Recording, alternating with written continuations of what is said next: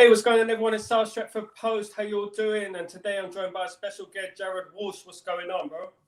Thank you very much for having me. We're on different sides of the world. It's nighttime here in Adelaide, Australia. It's actually the last warm day that we are going to have until our autumn really kicks in. So it was 34 degrees Celsius today. The beach is just down there. It's perfect, and we are almost COVID free. So I don't want to make you too jealous that we can do things in public and stuff. I apologize. Well, we've just passed our first stage of opening everything up at the moment, April the 12th. Yeah, we can have more than one person in the house, basically. So it's a bit crazy at the moment. Yeah, I'm on holiday. I'm on annual leave, and you can't do anything. You can't go restaurant. Yeah. Everything's closed. You know, you just go for walks. That's all you do. Yeah, what made it worse? I've lost my phone. I feel like I'm back in the 50s. I don't know, but honestly, but you know what? It's a good thing. It's a good thing. We've learned some things from it, you know. I agree, actually, and it's funny because I think, like, with COVID, when everything shut down, even here in Australia, on the kind of back end of it, I always say to people, like, what did you learn from it? That's the most important thing, because it's affecting so many people in so many different ways. But the question is, what did you learn from COVID? And then if you can grasp that and move on into the future with that, I think it really sets us moving forward. Well, yeah, 100%. You know, part of my life, I've been working in NHS throughout the COVID. So obviously, wow. Yeah, I've been working throughout it, and it's been crazy, mate. It's an eye opener, you know. So I'm just going to appreciate being alive, and you know, we can look forward to the lockdown being open and appreciate human contact again, and you know, enjoying ourselves, travel again, you know. Because I love to travel, and hopefully the borders will open soon, because that's what life's about. We only live once, you know, and that's it. It's important that we embrace it, you know. First thing I want to ask you, introduce yourself, Jarrod Walsh, MC, Communicator.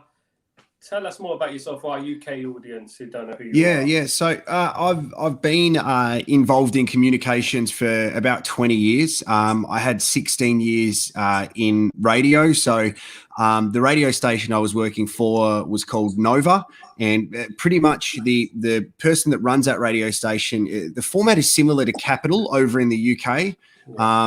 With our owner, or our group program director, Paul Jackson, his name is, and he's come in, and pretty much I was there as the first street team driver. So we would hand out icy cold cans of Coke to the listeners and go out in the promotional vehicles. When we launched the station back in 2004, I was the first one of them, and unfortunately I crashed the station vehicle and almost died, and they said, you probably can't drive the car anymore. Do you want to have a go on the radio? I'm like, yeah, why not? So following on from that, I was in radio for 16 years, but then kind of transitioned at the same time into hosting public events. So I started emceeing at nightclubs, and then moved into doing more in the sporting field. I absolutely love sports. So I now am the match day MC for pretty much every one of the local teams here in South Australia, but our national teams as well, including the Socceroos, our cricket team, Cricket Australia, and our basketball team in the Boomers. So for now, I've continually been evolving as the communication side of the media does. And I specialize in not just being able to speak on the microphone and engage a crowd, but also to put on that match day and look at fan engagement, and to see what a fan wants now, to have an exclusive experience at a venue, in a match day experience, that they can only get by being at the venue, because everything now is broadcast on television, social media, and streaming. How do we get participants and spectators to the game to only have that experience? So that's ever evolving. It's ever challenging with COVID, but it's a really exciting experience. And also my background of understanding how to communicate, it really helps moving forward in that spectrum. How do you rev yourself up? I mean, I've seen you speaking in front of tens of thousands of people. And do you ever get nervous when you go out there in front of a crowd of, let's say, 100,000 with the Socceroos, etc.? Yeah, it's a good question. I have I've been through moments where I have been nervous. probably the time which stands out, which went viral on social media, was at the A-League Grand Final, and there were 50,000 people there, and my voice broke. And so I do a chant with the Adelaide United supporters that I will say Adelaide and they will say United. So my voice went Adelaide, and someone was filming it. It's on social media that says when you go through puberty in front of 50,000 people. But I find I'm not nervous when I'm prepared. I don't feel genuine or authentic unless I am prepared or passionate about what I'm doing.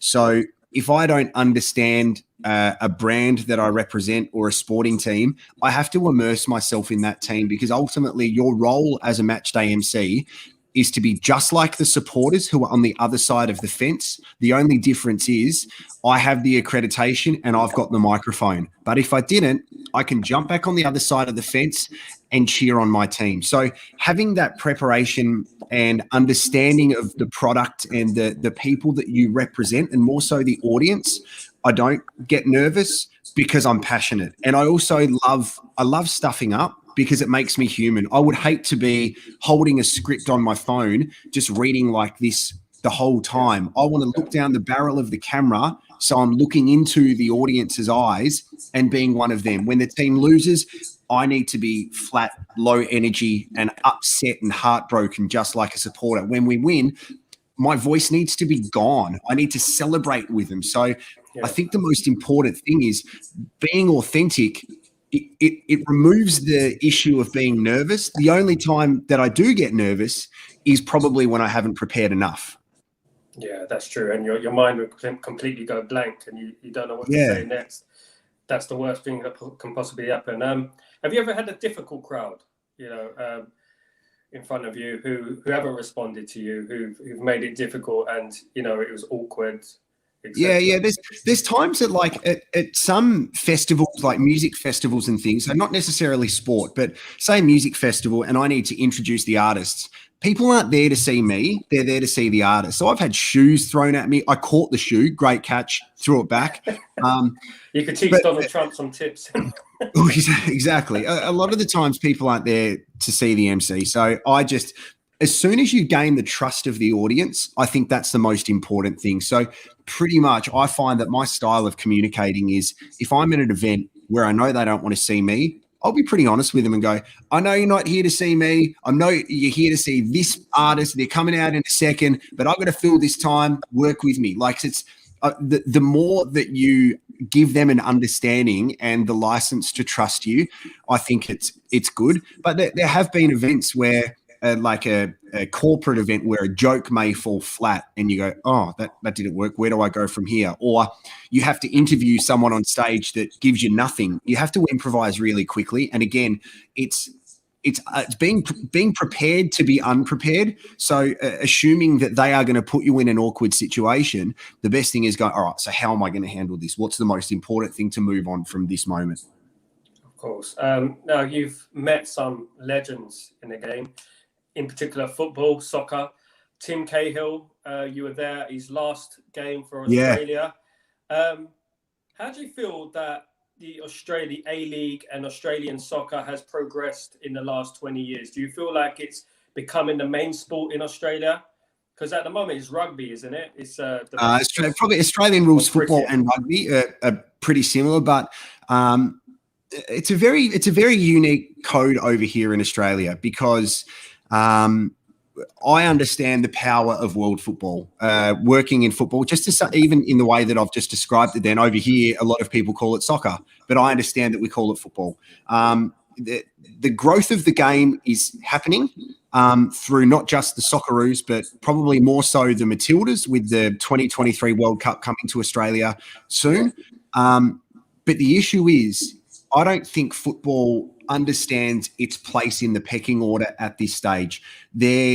Football is never going to be the number one sport in Australia. Unfortunately, that is just the way it is. However, there is a market to cater for it. There are not just Australian fans who like seeing young Australians do well. There are people whose generations going back were born in Italy, in Greece, in the UK, that have come over here to Australia and the consumption of the EPL, the Italian league, the Bundesliga is huge. There's such a strong following of football.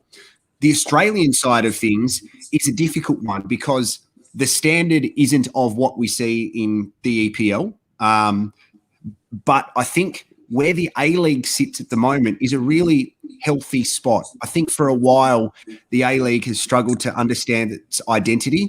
But what COVID did over the past 12 months was really help its identity come to the forefront. So in our league, we could only have a handful of foreigners, and the way that foreigners were recruited were different. We had Del Piero playing for Sydney FC. We had Louis Garcia coming over here playing. We had Emil Heskey in the first season. We had Tim Cahill, Harry Kewell. So some big international names. Aaron Moy got his start. Matty Ryan through the A-League.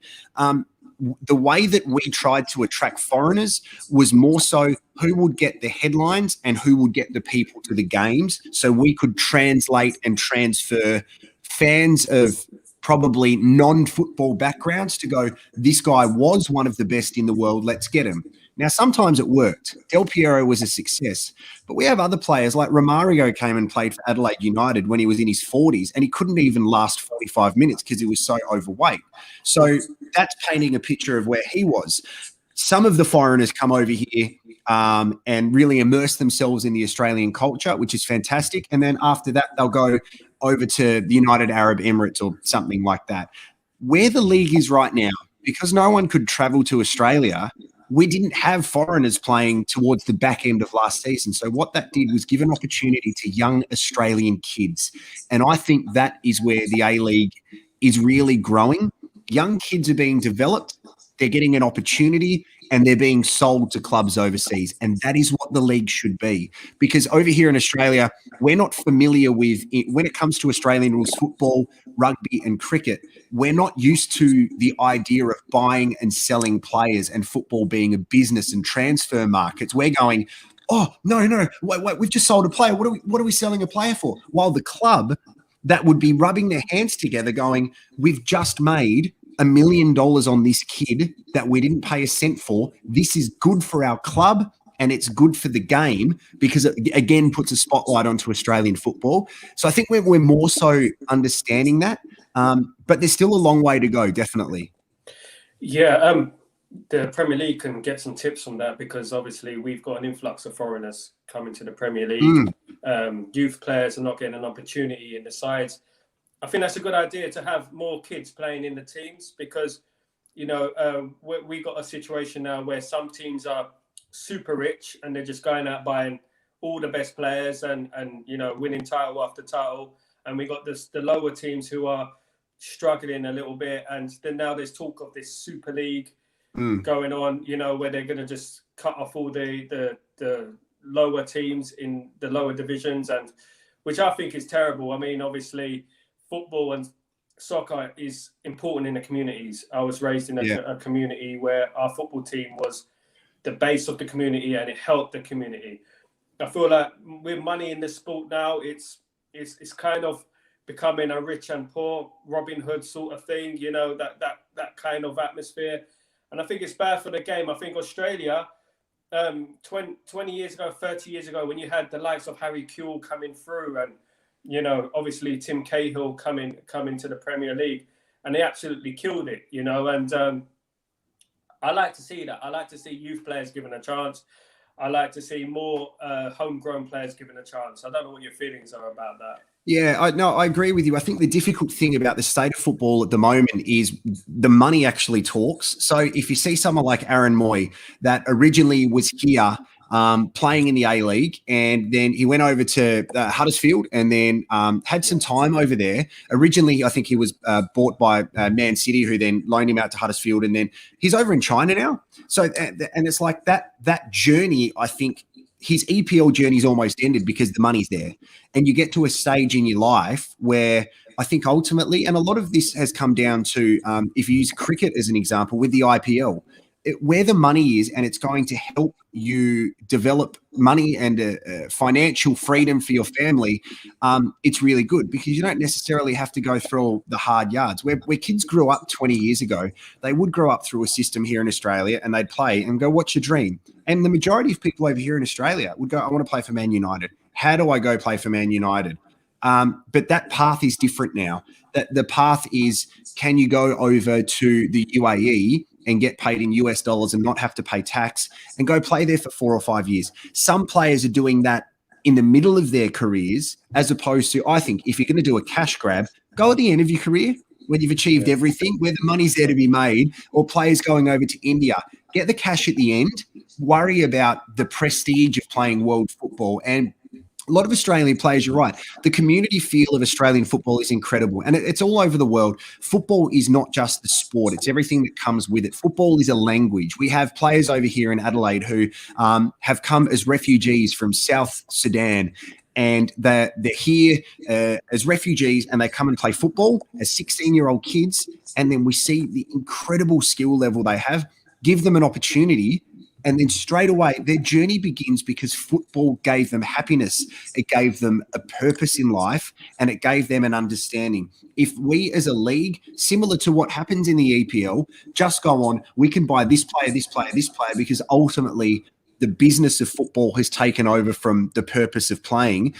It really removes the whole reason why people play football in the first place. And it is disappointing. Over here in Australia, we don't have a relegation system. So there's really no pressure to not perform. It's okay if you finish last, because what will happen is you clean out your squad, sign some new players next year, and you might make finals the following year. So there isn't that relegation system yet. There is a possibility as the league grows. We're introducing new teams here, but the more kids that we give opportunities to, and the more they feel supported, they understand probably the importance of off-field stuff, how to be a professional, how to prepare your body, how to train, how to become a leader. These are life skills that you will have after football that you should really not take for granted that they're given to you while you're playing. Yeah, spot on. We've had great players play for Manchester United as well from Australia. Mark Bosnich, of course, who came over here. He played for United twice. I wanted to ask you, I think 20 years ago, Man United came to Australia and they packed out the stadium. It was absolutely pandemonium. Where do you see Manchester United now in regards to worldwide popularity? Of course, they were 20 years ago the best team in Europe. And who are the main Premier League team? What team is on everyone's lips at the moment in regards to the Premier League? It is a good question. I think that has shifted a little bit. I think there will be Manchester United, I think, will always be the strongest club supported here in Australia because of their history. They've got so many people who absolutely love it. And a friend of mine is absolutely obsessed with Manchester United, even looking at a similar colour system to try and do at one of our domestic teams over here. But I think as generations change, some of the kids nowadays are attracted to different footballers for different reasons. You look at in the Champions League, look at Mbappe, how incredibly fast he is for PSG, and people go straight away, I love him just because he's fast, he scores goals, and he's got a good Instagram. Now, people aren't like initially drawn to the fact of how amazing PSG are a team, but they like him because he's present, he's everywhere. Now, that's like saying, I'm a big NBA fan. If Instagram and social media was around in Michael Jordan's era, more people would love Jordan and Dennis Rodman because they were the characters and they were the big players. But I think now a lot of people follow the players more than the teams, as in casual supporters, because of the turnover of players. Like I loved Gareth Bale when he was at Tottenham originally. And then so instantly, when he goes to Real Madrid, I just have an affiliation with Real Madrid. I don't really care for the team, but he's there and I like him. So I follow him moving on. So I think it's the players that stand out to us. And again, remember, a lot of the Australian public are casual fans. They will sit down on a Saturday night, which is your time, or first thing Sunday morning, which is obviously Saturday afternoon your time, and they'll sit down and watch an EPL game. And they go, oh, I like that player. But then you go back and you look through the history of how many clubs they've been through and the transfers and everything. The power of Manchester United, I think, is not just in the football, it's in the brand. And if Manchester United came to Australia next week, yeah, you'd get 100,000 people at the MCG to watch them. Liverpool came a few years ago and played against Adelaide United. I emceed that game, and that was amazing. But was it because Liverpool were here, or because the whole fans got to sing "You'll Never Walk Alone"? And we got to be part of the event. We've had Juve come here. We've had Real Madrid. We've had Tottenham. They are events for these teams. You will get a percentage of your diehard fans. You will get a percentage of people who wanted to watch Real at the time because Ronaldo was playing. And then you get a percentage of fans who want to go just to say they were there. So I've got an old school Man United Sharp, like with the Sharp sponsorship on it from years and years and years ago. But I think that the brand of Manchester United will always be really strong here. If you go into a local sports store, you will probably see a Juve top, you will see a Barca top, you might see PSG top, and maybe a Man City top, perhaps. But it's not as much the Man United stuff you walk in there for anymore. Yeah. I've been around, obviously, Europe, and, I used to see a lot of United tops around the world, but it's slowly decreasing at the moment. It's sad to see. You see Man City, obviously. And Manchester City obviously, they had the Sheikhs take over them, and they invested heavily in Manchester City, and, they're becoming a huge brand now. And it's sad to see, because Man United, they built their way up from, throughout history and into the club they were, using youth, winning trophies through using youth. And you got a team like Man City just came here, loads of money pumped into them, buy the best players, and top of the league they are. I feel that, it's really sour grapes. Congratulations to them, but, I still feel a bit bitter about that. I feel like, football should be a fair game. And it's like having a cheat mode on FIFA, and just buying the best players, having endless amounts of money. You can never be appreciated or get the accolades you deserve, accolades for that, because you didn't earn it, in my opinion, and that's the problem. There's a young kid who used to play for our team over here at Adelaide, and he's now part of the squad for Melbourne City, who are owned by Man City. And when talking to him, he was approached by the group, and it wasn't put to him to go, "Will you come and play for Melbourne City?" It was, "Will you come and play for the City Group?" It's a really big difference in the way that they sell that to people, because apparently, as soon as you're part of the group, you could go play for New York City, you could go over to India, you go into Australia, you go play for Man City, and you look at it. We've had players over here. We've had Moy, who I don't think ever took to the field for City. We've had Luke Bratton. We had Anthony Caceres. These guys were all purchased by Man City. As soon as they had them, they're like, "No, we'll loan you out, or we'll send you somewhere else." But what is sold to them is you'll play for the group. And I think that getting inside a young kid's head, one of these kids probably will never get over to play in Europe, but in his mind, he's not playing for the youth team of Melbourne City here in Australia in front of no people on a Saturday afternoon. He plays for the City Group, and they try to really push that on those young kids. And again, it's a reflection of the generation and where they're at. If they can buy all these different teams and sell a dream, all you need is a signature, and then you're selling your soul to them, basically. Yeah, exactly. Earlier you spoke about social media. Over here we have a player called Thierry Henry, French player, world-class player, one of the best of all time. He deleted his Twitter account due to the abuse he was receiving. Do you think that social media could become a little bit dangerous in regards to that? So many people on social media now are getting bullied, and it's too easy to approach players now. I had a footballer come up to me, and he said he felt like deleting all his Twitter accounts, all his Facebook accounts, because of the trolling. Do you think that could become an issue in regards to social media and fans reaching out to players too easily? Or do you think we just have to live with it? It's just part of the... No, I don't think it's acceptable at all. I think we've a couple of weeks ago, we had our captain over here for Adelaide in the A-League who we had in the one game had 3 penalties, and people thought he dived for the first penalty. The referee gave it a penalty. VAR agreed. So whatever happened. He got death threats, people saying, "I want to kill you, go and kill yourself," straight after the game. Social media works in many different ways. The way that the kids now are playing, as soon as they get off the field, they will go and check their phone to see their highlights, who's telling them good things. But on the flip side, this is the same group of people who are telling them bad things and getting inside their head.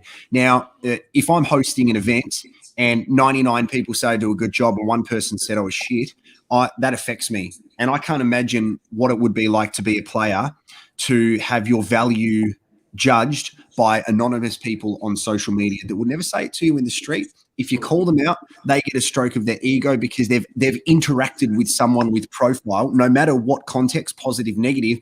But it's like, oh, they know I exist. That's awesome. But you had to abuse them to get there. I think social media needs to be regulated. We had a player, Cassini Yengi, who scored in our original rivalry. So it's the Australian version of Man United, Man City. And this young player scored a goal. We were 1-0 up, went over, celebrated in front of the away fans. And he has dark skin, and people on social media putting emojis of monkeys up there for him. Yeah. And that consistently happens in world football. But straight away, how is that acceptable? Now, it's either kids who think they're funny doing it or people under anonymous accounts. And I think they need to be held responsible. Social media has a lot of good power. It has the power to connect. It has the power to send messages. But when it is used for the wrong reasons, which happens continually, you go on Twitter, you go on Instagram, you go everywhere. Unfortunately, it's a reflection of the people who are sending the abuse, and it's hard to police it. But if we can find different ways to do that, I think we should, because it is abused by people who have serious issues. And all it takes is one negative comment to see someone, Thierry, step away from that, and we lose out of it, and he loses out of it. And to the other extreme of all it takes is one person saying, go and kill yourself, and the other person could have given away a penalty, missed a match-winning goal, be extremely low in their self-esteem and go, I'm going to take that person's advice. And it's horrific. And mate, I've got 2 very young kids, but I'm scared of the environment they are going to grow up into. Yeah, exactly. I was speaking the other day to someone in regards to that. I mean, sometimes I feel like I'm lucky that when I was raised as a kid, I didn't have social media. Yeah. You know, any problems at school or college, you know, it stayed at school or college. It didn't follow me home, and so with social media. And Gareth Bale was saying the other day, there was a campaign on all footballers deleting their accounts, and I feel that that's sad, you know, because it's taken away, you know, the interaction between the fans and the footballer. You know, it's not good. But at the same time, they're waiting for something bad to happen, because, as you said, if a troll comes up to you and says, "Oh, go and kill yourself," and you're already low on your confidence, or you're mentally not stable, or you're not well, you know, it could have adverse effects. You know, someone like me who suffered from anxiety and everything like that, I was quite new to it, and I interviewed a footballer called Jason McAteer, who used to play for Liverpool in England, and he was telling me that, you know, they don't understand the mental state he's in, and they were continuously trolling him, and you know, I don't know what they're waiting for, whether they're waiting for someone to do something bad, you know, probably to kill themselves or something like that. But it is hard to police, as you said. But I feel like there needs to be some sort of a passport system. I don't know whether when you join Twitter, because you can start up a new Twitter, you know, straight away. Like if someone blocks you quickly change it to a different account. What I've noticed is I look at people's profiles and I sometimes write back to them and go, "You are a father of kids and you're saying this stuff. What sort of a human are you?" And then the other thing I've noticed, it used to be the trolling on social media was because of like a fantasy team where people lose points, but a lot of it has to do with gambling and people having multi-bets. And if someone misses a penalty and Man United win 2-1, but they, in their bet, had them at 3-1, they need to take it out on the player that it's their action which has helped this person lose money. And it's unbelievable. Yeah, it's completely, it's true. There was a situation in the 90s with Escobar of Colombia. Because that was a bet. That was to do with a bet. Yeah. And, you know, it's very sad. And I just feel like social media is a fantastic thing, you know, know, but it's got, you know, these trolls, obviously, I suffered from it recently because of Jason McAteer. Jason McAteer is a hugely hated figure at Man United. I'm a Man United fan channel, and they felt like I was betraying them because, you know, I was interviewing an ex-Liverpool player, which is our biggest rivals in England, and they weren't happy about that. And some of the comments, my goodness me, you know, it's ridiculous, you know, so it's been mad. I've had eggs thrown at me. I've had people calling out my workplace. It's been mad, you know. Yeah. But you know, it comes with the territory, and the thing is, I just don't want to see it becoming a place like too policed and too formal, and footballers leaving Twitter, and you know, you have that communication and that bond between players and fans. It's just gonna go, to be honest with you. The funny thing is, like, you go, these people abusing Thierry Henry, like, oh, you are such a shit elite world-class athlete. Like, that doesn't make sense. It's like these people are probably people who have never made it when it comes to sport. They're jealous. They're envious of what Thierry's done, and no one who plays elite sport, especially internationally, is shit. Like, you look at the NBA. There's 450 players in the world that can play in that league. 450. Think of how many people there are in the world. They're not. You can't get on social media and go, God, you are so shit, you good athlete. You know how hard it is. I went for a boxing training, and this famous trainer trained me for one session. Honest to God, I swear to you, it's a next level. You know, it's a next level of dedication, of training, and you know, these athletes, to become the best in the world. You know, there's so many footballers out there. There's thousands of footballers. To become an elite footballer at the top, you know, they don't understand the work you have to do, the hours you have to put in. We had David Beckham here, used to stay for hours practicing his free kicks and crosses. You know, there's a reason why they're so good. And you look at how quickly you can be chewed up and spat out of the leagues around the world like that. You can be. We've had so many kids playing in the A League over here that have come back from being in the junior academy at Everton, or I was in the junior academy of Liverpool or Man United, and they hold on to that. And they come back to the A League, they have no idea what it's like to be a professional. They have no idea what it's like to play with men. And they're soon out of the A League playing in the MPL, which is the league below that, because all they've done is hold on to the fact that they once played in an academy. There is so much more than getting that academy playing shirt. You have to earn it. And not as soon as you're there, the challenge begins to stay there.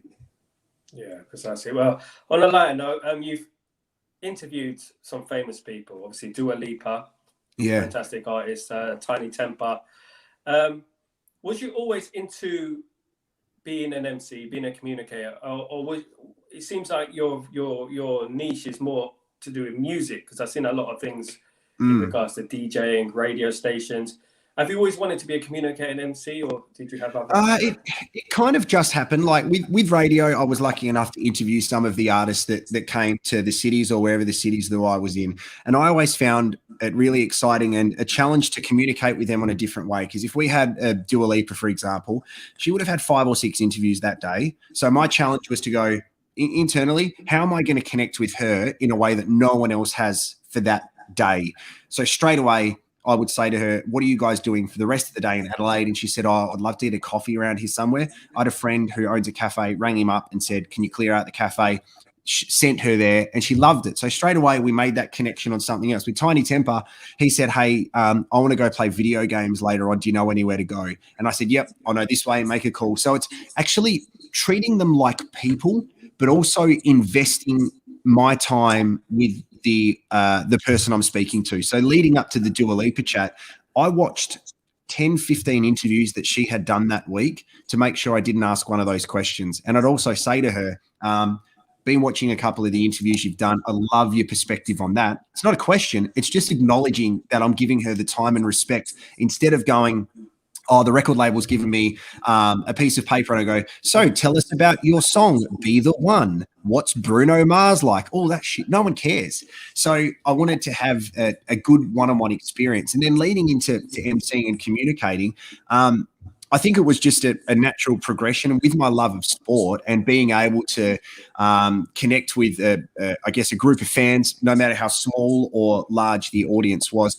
I do love it because I feel that I just represent the fans. When our soccer team scores, I'm up just like them, and I can go and have a conversation with all the fans, and just talk to them because I want to be like that. So I get really excited about game day, and I see it as a privilege. Every time I go to an event, I get to the venue before anyone else, apart from security, and I walk to the middle of the ground. So for our A-League team, I go to the middle of the pitch, and I look around and I say to myself, this could be the last time I ever do this, because one day I'll be on the other side of the fence. And if I walk onto the ground, I'll get kicked out and fined $5,000 and probably chucked in jail. So to actually walk into the middle of the ground and look around and go, we have an opportunity to entertain people, to engage with them, and hopefully they walk away that the game that our team loses 5-0, that they still walk away and go, our team lost, but geez, I had a good night. That's my challenge every game, and that's what drives me. Yeah. Anyone aspiring to be an MC or communicator, what advice would you give them going forward? Yeah. So I've just started a workshop, which is really good because it's helping people understand how to communicate better. The workshop is called How to Speak Good. The thing that I think is the most important thing is I'll give you two of them. One, understanding your audience, know who you're speaking to. We take for granted going to live sport for free because there are people that spend their hard-earned money on getting a season ticket, getting a general admission ticket. There are people who probably have put a ticket on their credit card and they have to pay it off over a couple of months because they want to go there, buy some merchandise, buy some food. Understanding your audience and being really empathetic with them. So speaking with them on the microphone and saying, we know how tough it's been over the past 12 months with COVID. We understand how affected you all are. Thank you for choosing to spend your night with us here at Adelaide United. That's what I'll say because I genuinely mean it, because everybody's been affected by COVID. So to understand who you're communicating to, that always changes. You're going to have your diehard fans there. You're going to have your casual fans there, and you're going to have people who have been dragged along for the night. You need to think about catering for all three of those groups of people, but also understanding how you are. And you spoke about anxiety. I suffer from anxiety myself. And I think one of the most powerful things about communicating is actually communicating with yourself before communicating with other people. It's okay to show who you are as a person and show your vulnerability for then people to understand what you're trying to do.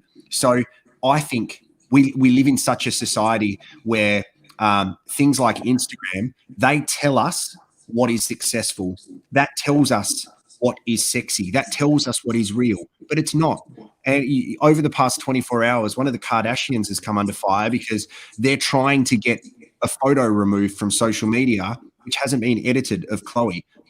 And what a sad and tragic mindset to try and remove your real who you are.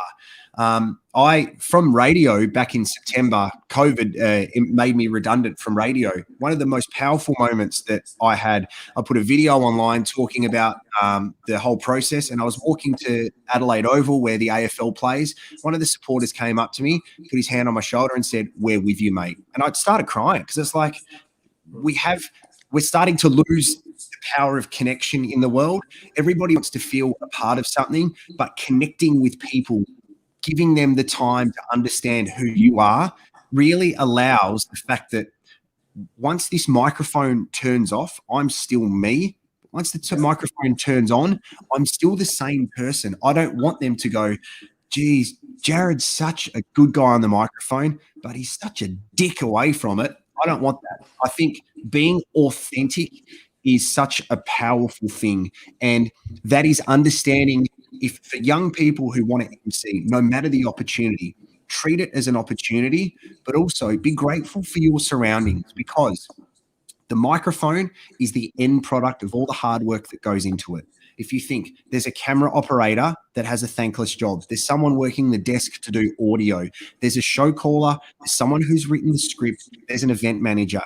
Make them feel happy and show that you are grateful for what they have done to make your job easier, because from that, they will not only go, hey, they are good at what they do, but most importantly, they are great to work with and they respect and value us. And then moving forward, it's what people say about you and how you want to be remembered. I've always says it's not how you start a business, it's how you leave a business. That's what people remember. So having the ability to be authentic and connect with people and be grateful, I think really goes a long way. I totally agree. One thing negative I would say about Instagram and social media is that too many people are trying to be like other people. They're trying to copy and imitate other people. Whereas when we were younger, we were ourselves. We were ourselves, and the originality, that was the originality. you know, so that's why we had so many great artists come out. We had legends come out because they were original. You know, they didn't copy or try to be like anyone. Yeah. I feel like that is sort of, you know, in regards to music, you can feel it. You know, being in the music industry for a long time, like I was, you know, you can feel that music is changing and it all sounds the same a little bit. You know, there's no, like, it used to be like, I used to turn on the radio, that's that artist. That's that artist. You know, that's that. You can't do that now. And, you know, I feel like that's reflected on Instagram, etc. The Kardashians, the Kardashian, the Kardashian era, where women, you know, are feeling insecure about themselves. They look at Kardashian, you know, and they're feeling depressed, or they feel like, I want to look like that person, you know, blah blah blah. And you just need to be yourself, and it's not easy. I can imagine for the younger generation. Obviously, we were brought up in the 90s and stuff. We live with it, you know. I can't turn mutton into lamb in regards to myself. I live with it, you know. I don't care, you know. But the younger generation is what I'm worried about growing up. You know, the competition era of people competing with each other. That's obviously, which can have adverse effects on mental health. You know, I've seen your video prior a few days ago in regards to, you know, when the COVID hit, you know, people were made redundant, and I know people who've been made redundant, and it's horrible, you know. And the last thing they need is to look on Instagram and see Kardashian, you know. Exactly, man. And I love the point you make about music. It's a really fascinating one, because I think more and more someone stands out that does sound different. Like every time now we hear something on the radio, we go, oh, that person sounds like that person. One of my favorite band of all time is Mumford & Sons. And I love Mumford & Sons because nobody sounds like Mumford & Sons. So they're so genuine, and they make me escape. But if you look over the past maybe 5 to 10 years, some of the most successful artists are the ones who have been authentically themselves. No one sounded like Post Malone before Post Malone came and molded together a hip hop sound with rock and his grainy voice. But now there's a lot of people who have done that. If you moving on from Post Malone, if you look at, say, Juice WRLD before he passed, has a very similar sound to the way that Post Malone did. So that era of music, and the Kid Laroi from Australia is quite similar. Justin Bieber, in the way that he changes his music, he went from a pop sound to then having Amigos kind of sound. And you look at One Direction, one of the biggest bands in the world over the past 10, 15 years, their boy band stuff people loved. But how different is their solo music? Because what they wanted to do was cut the cord and go, we need to be authentically ourselves, because Harry sounds different to Liam, who sounds different to Zayn. All of their music is so different, but you put it together, they're just another boy band. So you're right. I think that the ability to be authentic doesn't exist anymore. And I think it's out of fear. I think people make music now because they go, this is what's on trend at the moment. So if we jump on board with that, people will absorb that. But the ones who stand out are the ones who do take that risk. Ed Sheeran is an example. Ages ago, a guy with a microphone and a loop pedal, but I'd almost go as far as to say that Newton Faulkner, before Ed Sheeran, actually had the loop pedal and the guitar stuff down pat. Ed Sheeran was just lucky enough to capitalize on it, but it's an ever evolving beast. It is, yeah. My brother's an artist. You know, you'll send a song to a DJ, they'll tell you, oh, you know, try and sound more like this. You know, exactly. Yeah, you know, it doesn't fit our playlist. You know, try and sound more like this, but then you'll make something like that. Oh, it's not original. You know, and it's crazy. It's crazy. You just have to try and be yourself. In regards to Ed Sheeran, you know, he was busking originally. On the street busking, and I was privileged to work with his friend Ledger Chapman, and she was telling me, you know, he used to like study other artists and look at the way they sing, and he used to just busk non-stop all day long on the street. And you know, sometimes it's a coincidence. I feel like some artists come out and they do sound the same. I mean, obviously, if you've got a guitar and you're singing, you're gonna, you know, I could go back to Jason Donovan and stuff like that. So he was, do you know what I mean? And he played a guitar and that. He's, you know, it's just, you know, it's just one of them natural things. But you know, in regards to music, is, you know, you need to have your own sound. You need to have your own originality. It's hard now, obviously, with everyone telling you how to conform to be someone else. And Ed Sheeran's funny though, because the people that Ed Sheeran signed, like he signed Passenger, and I love Passenger. Passenger has such a distinctive sound about it. He signed Foy Vance from America, who again has a distinctive sound. So it's like Ed's going, I'm going to get all these eclectic kind of artists that don't sound like anyone else and put them on my label and have something that sounds a bit more authentic. Yeah, he originally, what he did, he made a mixtape. Before he got famous, he made a mixtape. And he wanted to get the backing of the urban scene, so the hip hop grime scene in the UK. So he would put loads of urban artists on his album, and he would just feature on those songs to build up his profile. That's how he did, and I think he still does that now. To be honest with you, you know, but obviously he's successful, so fair play to him. You know, he's done really well. You know, when he was up and coming, he was using the urban scene a little bit in my and you can still hear that in his songs. Like he raps in "You Don't Need Me, I Need You." He's got, and even on like the most recent album that he's almost had his mixtape, he's got lots of stuff. I think Stormzy's on one of his songs. And bring it on to a quick fire round, if that's okay. Yeah, go for it. to wrap things up, mate. Hip hop. Absolutely love hip hop. Through growing up, the very first DVD I bought was the Up in Smoke tour. And I always think, I wonder if they did an Up in Smoke tour again, who would be your 4 headliners, which is a tough dream. I've always wanted to be at the Up in Smoke tour. You had Snoop Dogg, Dr. Dre, Eminem. My God. I know. It's good. What a concert. They didn't go. They did just done it in America, didn't they? Or Detroit? Yeah, that's it. But then their history is amazing. Like you go back and listen to all the back catalogs, Nas, love Nas, Mobb Deep, a lot of that stuff. Australian hip hop has a really good vibe and culture and community here. Hilltop Hoods are one of the biggest exports out of Australia, who are from Adelaide. The Australian hip hop scene's interesting though, because we obviously rap in our accent, which doesn't sound like American hip hop or UK hip hop, but I do love hearing that. I love Tiny Temper. So hip hop for me is, definitely a love. But I think I've got such a broad collection of music loves because of radio. So I connect with all different types. Yeah. What's the most embarrassing song on your playlist on your iPhone or Samsung? One Direction, Don't Forget Where You Belong.